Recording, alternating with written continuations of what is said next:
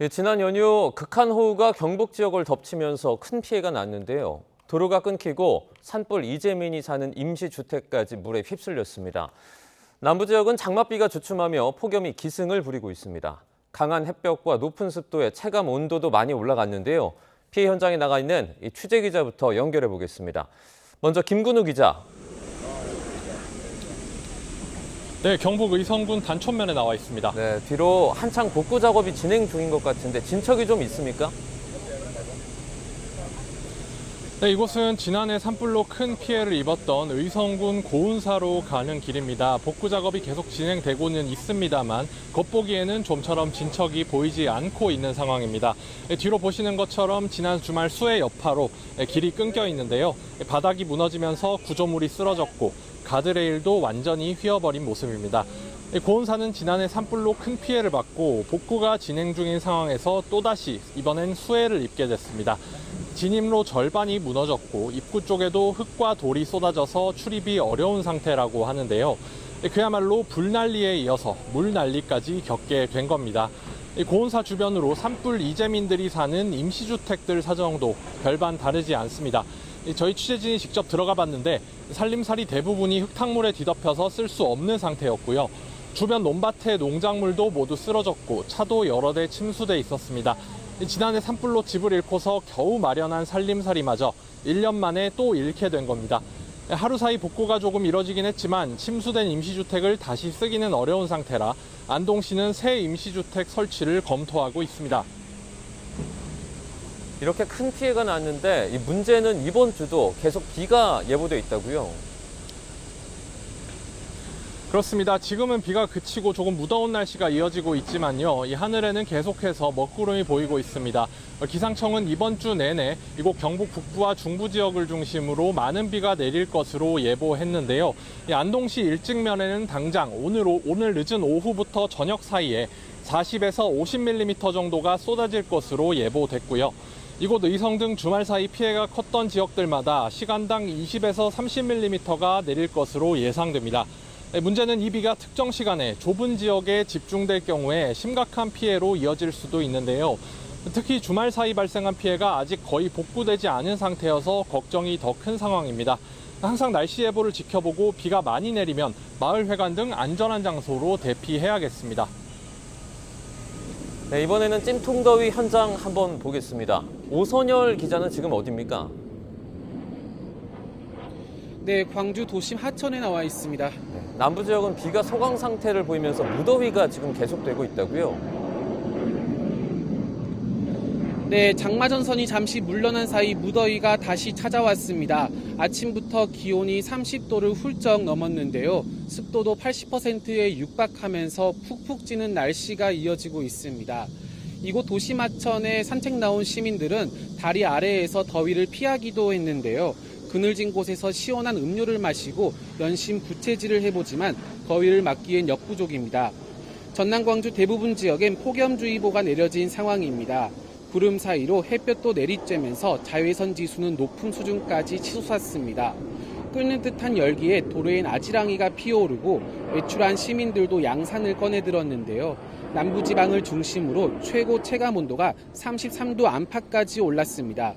정체전선의 영향으로 비가 내렸다 그치기를 반복하는 가운데 열대야도 기승을 부리고 있습니다. 밤사이 최저기온이 27도로 웃돌고 있는데요. 제주 해안 지역엔 13일째 열대야가 이어졌고 전남 동부권과 나주, 완도 등에도 열대야주의보가 발효 중입니다. 고온다습한 공기와 강한 햇빛으로 이번 폭염은 당분간 계속될 전망인데요. 한낮더위와 열대야가 이어지는 만큼 온열 질환 등 건강관리에 각별한 유의가 필요해 보입니다. 네, 비와 폭염으로 인한 현장 상황 생생하게 살펴봤습니다. 김근우, 오선열 기자 모두 수고 많았습니다.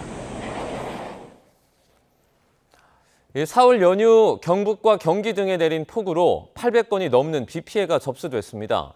500여 명이 임시 대피했는데 100여 명은 아직 집으로 돌아가지 못했습니다. 중앙재난안전대책본부에 나가 있는 취재기자 연결합니다. 이수근 기자. 네, 중대본에 나와 있습니다. 네, 지금까지 공식 확인된 호우 피해 상황 정리해 주시죠. 네, 오늘 새벽 6시 기준 중앙재난안전대책본부가 공식 집계한 피해 현황입니다.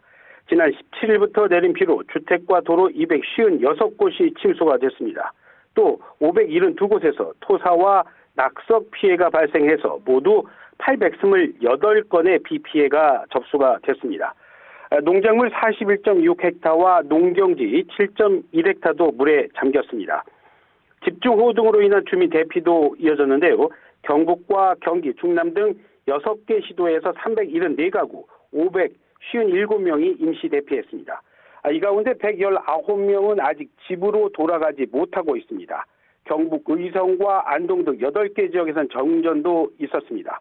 300여 가구의 전기 공급이 한때 끊기면서 두 곳에선 통신마저 잠시 두절되기도 했습니다.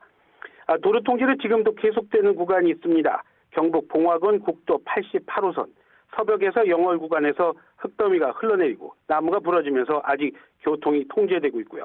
강원도 영월군 국도 31호선 녹천 교차로에서 어평채 구간 역시 낙석 제거 작업으로 정상적인 차량 통행이 이어지질 않고 있습니다. 팔공산과 태백산 등 5개 국립공원 61개 구간 역시 등산객 통행을 제한하고 있습니다. 호우특보는 대부분 해제되고 충남, 홍성, 서부에만 남아있긴 하지만 중대본은 대응체제 당분간 계속 유지하기로 했습니다. 중대본은 계속된 비로 약해진 지반이 산사태로 이어질 수 있다고 보고요. 피해 수습과 함께 예방 조치에도 집중하는 모습입니다. 지금까지 중대본에서 YTN 이승훈입니다. 이번 주 내내 장맛비가 예고된 가운데 중부지방은 주 중반까지 강하고 많은 비가 집중될 것으로 보입니다. 남부지방은 잠시 비가 소강 상태를 보이겠지만 이 폭염과 열대야가 기승을 부릴 것으로 우려됩니다.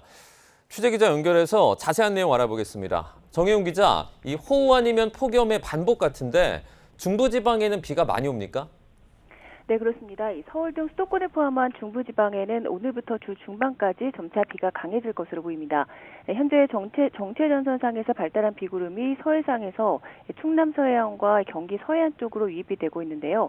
낮 동안 중서부 지방을 중심으로는 시간당 30mm 안팎의 다소 강한 비가 집중될 가능성이 있어서 조금 더 주의가 필요합니다.